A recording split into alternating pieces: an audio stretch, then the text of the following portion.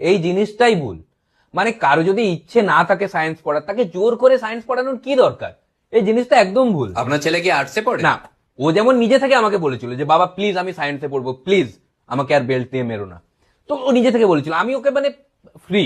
এক একটা বাড়িতে হয় না যে হাত জোড়ো করে বলছে বাবা প্লিজ আমি সায়েন্স পড়বো না, আমি আর্টস পড়বো। আমার ছেলেকে আমরা হাত জোড়ো করতে দিইনি, বাহ, খুব ভালো। হাত পেছনে বেঁধে দিয়েছিলাম। আরে তো মানে কি, ওরকম কোনো চাপ নেই, তোর উপরে ছেড়ে দিলাম। তোর সায়েন্স পড়তে ইচ্ছে হলে সায়েন্স পড়, আর্টস পড়তে ইচ্ছে হলে সায়েন্স পড়, কমার্স পড়তে ইচ্ছে হলে সায়েন্স পড়, কোনো ব্যাপার না, বিন্দাস। না, প্রথমেও বলছিল যে বাবা আমার আর্টস পড়তে খুব ভালো লাগে, আমি আর্টস পড়বো। আমি ওকে ডাইরেক্টলি বলেছিলাম এটা আমাকে জিজ্ঞেস করার কি আছে, তোর যেটা ভালো লাগে তুই সেটা করবি। তোর আর্টস পড়তে ভালো লাগে আর্টস পড়, সায়েন্স পড়ার ফাঁকে।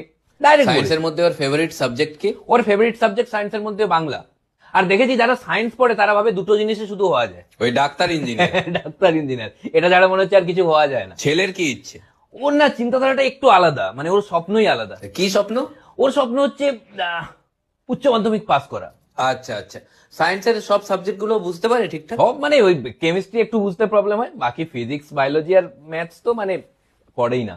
আর আমি একটা জিনিস দেখেছি, এক একজনের না অহংকার থাকে যে আমার ছেলে সায়েন্স নিয়ে পড়ছে মানে বিশাল ব্যাপার।